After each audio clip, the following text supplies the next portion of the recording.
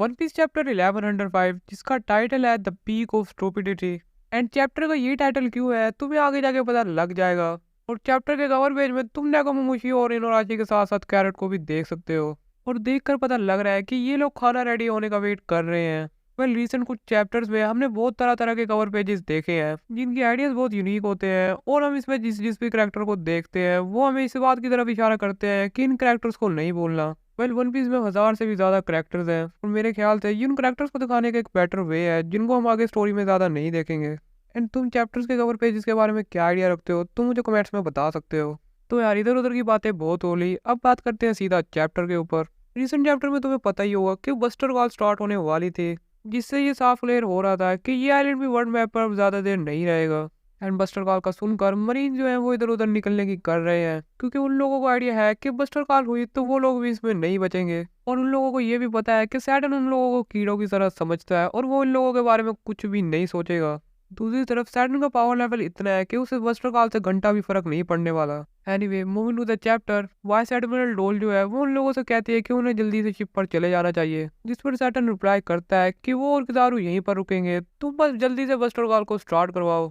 Then फिर हम देखते हैं वेगापंक को जो कि सैटर्न के बिल्कुल सामने ही खड़ा होता है, और यहाँ वो उनसे कहता है कि तुमने मुझसे बदला लेना है, तुम मुझे मार दो लेकिन इस बस्टर कॉल वाले काम को रहने दो। इस आइलैंड पर ऐसी कई चीजें हैं जिससे ह्यूमन रेस को काफी फायदा होगा। जिस पर सैटर्न उसे काट कर बोलता है कि ह्यूमन रेस को अब इस आइलैंड की कोई जरूरत नहीं है। एंड मेरे ख्याल से सैटर्न को ऐसा लगता है कि वेगापंक इस आइलैंड को बचाकर उससे कुछ छुपाना चाह रहा है, और कोमा को यहाँ देखकर मुझे नहीं लगता कि वो उसकी किसी भी बात को मानेगा।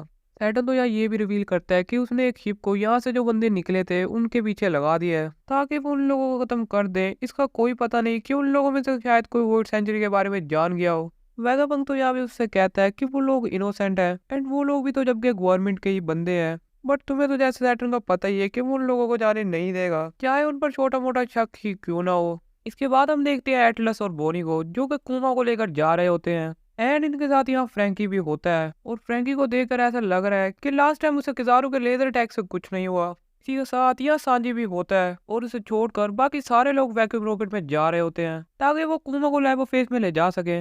यहाँ से जस्ट निकलते ही बोनी सांजी से कहती है कि वेगापंक का क्या। इस पर सांजी रिप्लाई करता है कि तू फिक्र ना कर, मैं उसे लेकर ही आऊंगा। पर मुझे नहीं लगता कि सांजी के लिए वेगापंक को लाना इतना इजी होगा। देन फिर हम देखते हैं सांजी कांटेक्ट करता है नामी से ताकि वो ऊपर के हालात को जान सके, और नामी के साथ यहाँ होते हैं ऊसप, रोबिन एंड चॉपर, जबकि रोबिन यहाँ नींद ले रही है। फिर इनके साइड में हम पैथागोरस को भी देखते हैं जो कि अब ठीक है। एनीवे यहाँ नामी सांजी से लूफी के बारे में पूछती है। इस पर सांजी रिप्लाई करता है कि लूफी ठीक है, उसे कुछ नहीं होगा, तुम उसके बारे में ज्यादा वरी ना हो। पिछले चैप्टर में कुछ लोग शौक हो गए थे कि लूफी कहाँ गया, एंड अब जाके उसके बारे में पता लग रहा है कि वो तो खाने खाने वाली मशीन के आगे पड़ा हुआ है, और लूफी ने यहाँ इतना खाना खाया है कि उसकी बॉडी गुब्बारे की तरह फूल गई है। और उसके आसपास के जो मरीज होते हैं वो काफी शौक हो रहे होते हैं, एंड उन्हें समझ नहीं आ रही होती कि इसके साथ करें क्या।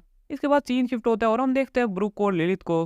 पिछले कुछ चैप्टर्स में तुम्हें याद ही होगा कि किजारू ने उस बड़े से जायंट रोबोट को डैमेज कर दिया था, इसकी वजह से 1000 सनी को आइलैंड की दूसरी साइड पर नहीं ले जा सकते थे। ये प्रॉब्लम जो थी वो अब सोल्व हो गई है, क्योंकि ब्रुक ने अपनी एबिलिटी की हेल्प से आसपास के क्लाउड्स को आइस में कन्वर्ट कर दिया है, जिस पर फ्लोट करके शिप को लेबो फेज की बैक साइड पर ले जाया जा रहा है। पर लिलित पहले तो यहाँ ब्रुक की एबिलिटी की काफी तारीफ कर रही होती है, फिर उसे कुछ याद आता है और वो ब्रुक से पूछती है कि वहाँ पहुंचने के बाद हम शिप को कैसे रोकेंगे। बट ब्रुक के पास इसका कोई आइडिया नहीं होता, इसकी वजह से वो बाद में उस पर काफी गुस्सा भी करती है। वेल मुझे नहीं लगता कि ये कोई इतना बड़ा इशू है। देन भी सीन दोबारा से आता है नामी की तरफ, और वो अभी भी साजी से बात कर रही होती है, एंड नामी साजी को ये बता रही है कि जोरू और लूची की अभी भी फाइट चल रही है, जिसकी वजह से उन्होंने जिम्बे को भेज दिया है ताकि वो जोरू को जल्दी से लेकर आए। वेल ये एक अच्छी बात है कि यहाँ से निकलने से पहले सब लोग साथ होने चाहिए ताकि बाद में कोई मसला ना हो। एंड फिर हम देखते हैं कि यहाँ बस्टर कॉल स्टार्ट कर दी गई है और मरीन शिप्स टाउन को डैमेज कर रहे हैं। दूसरी तरफ जो पैसिफिस्टास हैं उन्होंने भी काफी तबाही मचाई हुई है, वो जितनी भी चीजें हैं उन पर बिना देखे ही फायरिंग कर रहे हैं। जबकि वेगापंक अपनी आंखों से इतना सब कुछ होता देख वही जमीन पर बैठ जाता है, क्योंकि इस आइलैंड पर जितना कुछ भी है वो उसी का ही बनाया हुआ है। और एक इन्वेंटर के लिए ये एक बहुत हार्ट बीटिंग बात होगी कि उसकी क्रिएशंस को उसकी आंखों के सामने खत्म किया जाए। वेगापंक के लिए ये काफी सैड सीन है, क्योंकि उसने सोचा होगा कि मेरे जाने के बाद इसे कोई तो यूज करेगा, बट इतना सब कुछ होता देख उसकी सारी मेहनत बर्बाद हो गई है। फिर सीन दोबारा से एटलस और की तरफ आता है और वो काफी तेजी से लेबो फेस की तरफ जा रहे होते हैं, क्योंकि फ्रैंकी जो है वो स्पीड को देखकर काफी सरप्राइज्ड है। वो बहुत जल्द ही लेबो फेस में पहुंच रहे होते हैं। बट किजारू यहाँ गलत टाइम पर आता है और उस वैक्यूम रॉकेट को बीच से ही कट कर देता है, जिसको सानी दूर से ही देखकर काफी वरी होने लगता है और उन्हें जल्दी से बचाने के लिए जा रहा होता है, जबकि कुमा और बोनी नीचे गिरने लगते हैं। दूसरी तरफ सैटर्न भी ऑल वेदर फीस्टास को कोमा की तरफ टारगेट सेट करने का ऑर्डर दे देता है, जिसकी वजह से पैसा फीस्टास जो है वो कोमा की तरफ टारगेट लॉक कर देते हैं। सबको देखकर सैटर्न सोच रहा है कि किस्मत भी क्या चीज है कि अब कुमा और बोनी कोमा के क्लोन्स के हाथों ही मारे जाएंगे। सैटर्न के यहाँ इतना ब्रूटल होने की वजह से चैप्टर का title the peak of stupidity पड़ा है। वेलागेट पर सिचुएशन जितनी खराब पहले थी उससे कई गुना ज्यादा खराब अब हो गई है, इसकी वजह से तुम यहाँ कुछ भी एक्सपेक्ट नहीं कर सकते। अनलाइक वानो जिसमें तुम्हें पता था कि लूफी किसी न किसी तरह काइडो को हरा देगा, but look at this situation, यहाँ क्या तुम कुछ भी एक्सपेक्ट कर सकते हो? And the answer is note. This is something I can say peak.